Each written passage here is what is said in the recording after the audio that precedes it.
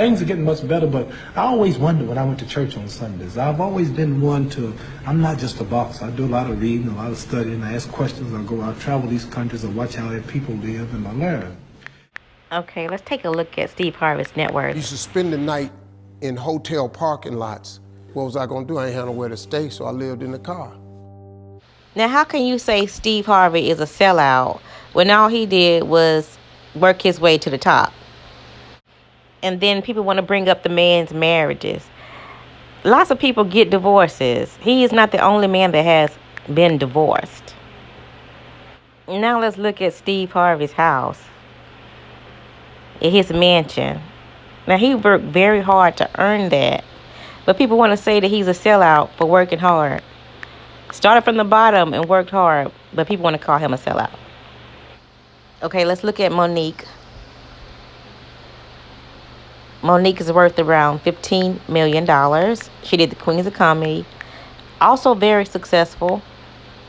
I can't remember any TV shows that she was in, but I know she was in the Queens of Comedy.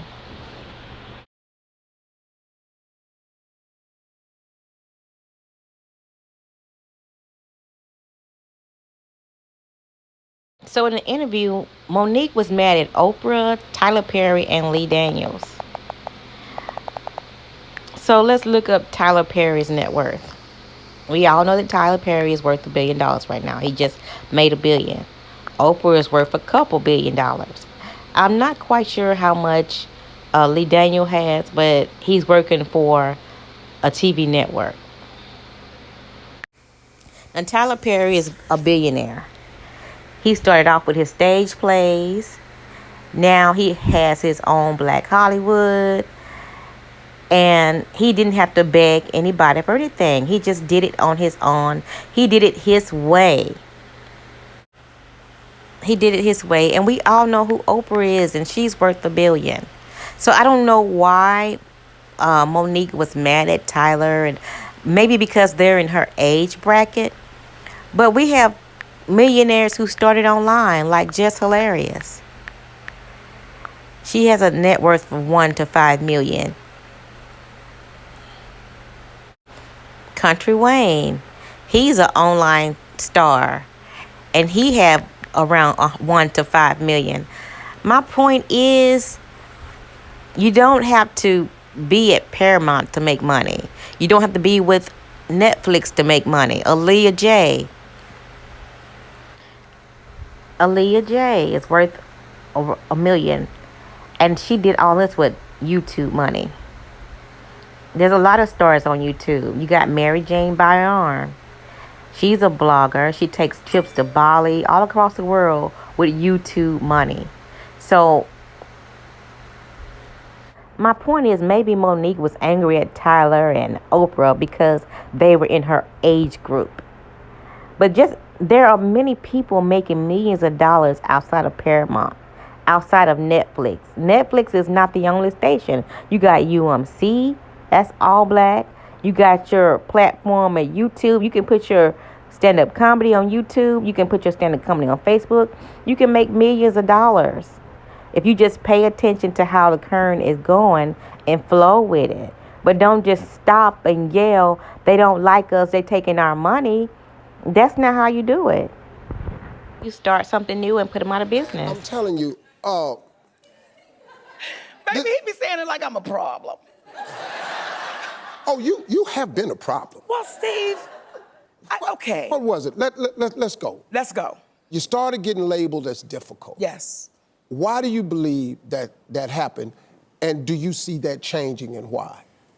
I got labeled as difficult, my husband and I, and my husband is Sydney, who happens to be my manager. We got labeled as difficult because I said one word, and that was no. Now, I said no to some very powerful people. I said no to Oprah Winfrey. I said no to Tyler Perry. I said no to Lee Daniels. And I said no to Lionsgate. And the difficulty came in when people that look like me, like Oprah, Tyler, Lee Daniels, and I gotta put my brother Steve on the list.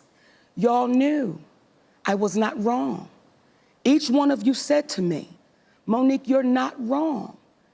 And when I heard you go on the air and you said, my sister done burnt too many bridges, and there's nothing I can do for her now.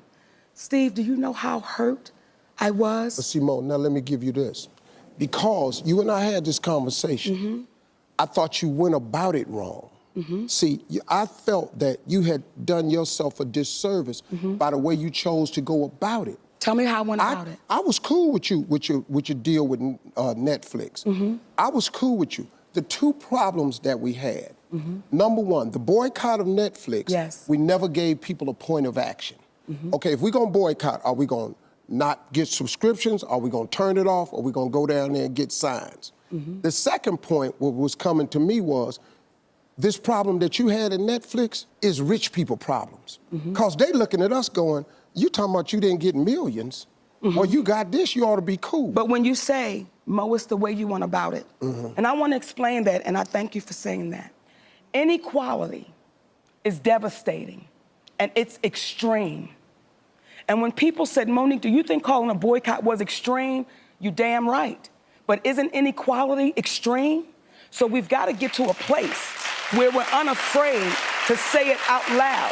Okay. What I would have loved, what I would have appreciated from my brother was had you picked up the phone before you went on the air and said, MoNique, you've burned too many bridges and there's nothing I can do. See, I would have appreciated had my brother called me up and said, baby, let's talk. Because you doing that was a part of me being difficult. But not before that, though. Yes, baby. Remember the moment on stage? Oh, yes. See, now that right was a there. wonderful moment. No, Steve. it wasn't. Oh, my bitch who had no balls. Thank you, Mr. Lee Daniels. Thank you, Mr. Tyler Perry. Thank you, Miss Oprah Winfrey. No, baby, I wasn't blackballed. I was fucked up by some niggas who had no balls. And see, I know they like to say, MoNique, you talk too motherfucking much. It would kill me not to say the real shit. It would kill me not to say the real shit. You are not paying me equally. You are not treating me fairly. So y'all can suck my dick if I had one. It wasn't. That was one of those moments. See, no, it wasn't. That Richard Pryor whispered in my ear and said, say it. You say it. Richard because Pryor did not I'ma tell you to say that yes, with he your did. crazy ass. Oh, baby, yes, he did. Yes, he did. I do not regret, as I said on the Steve Harvey show, I do not regret one moment of that night on that stage. No, in case you don't know, Mo told Tyler Perry, Oprah Winfrey, and Lee Daniels to suck her private parts.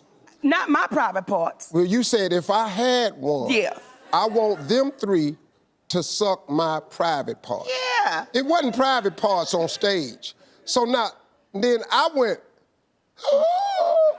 I quit breathing. I quit breathing for you. I didn't. What happened to you, Mo, was when you made that statement, the narrative got flipped. It wasn't about Netflix no more. It wasn't about Netflix no more. The attention was all off of where we needed to go. Huh? That was before Netflix. So good. So now when you bring up Netflix, it doesn't get no win, but you done just said this to these three people. And these three people, not because they're powerful, but because of who they've come.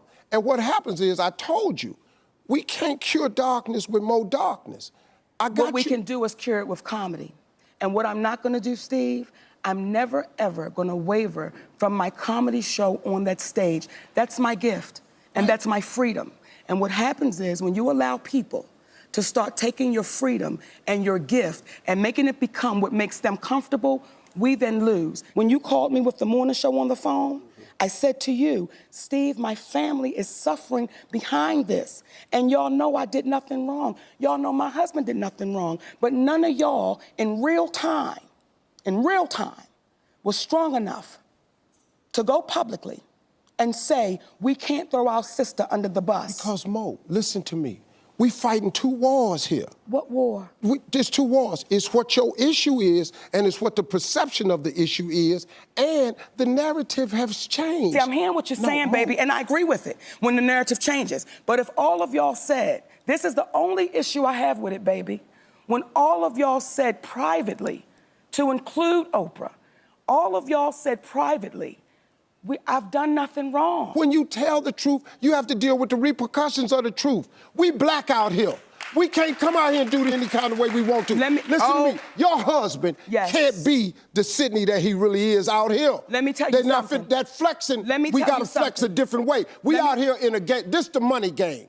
This ain't the black man's game. This ain't the white man's game. This the money game. But we in the money game. And you cannot sacrifice yourself. The best thing you can do for poor people is not be one of them. You cannot help them. We're in the money game. But let me tell you what the game is before the money game. Before the money game, it's called the integrity game.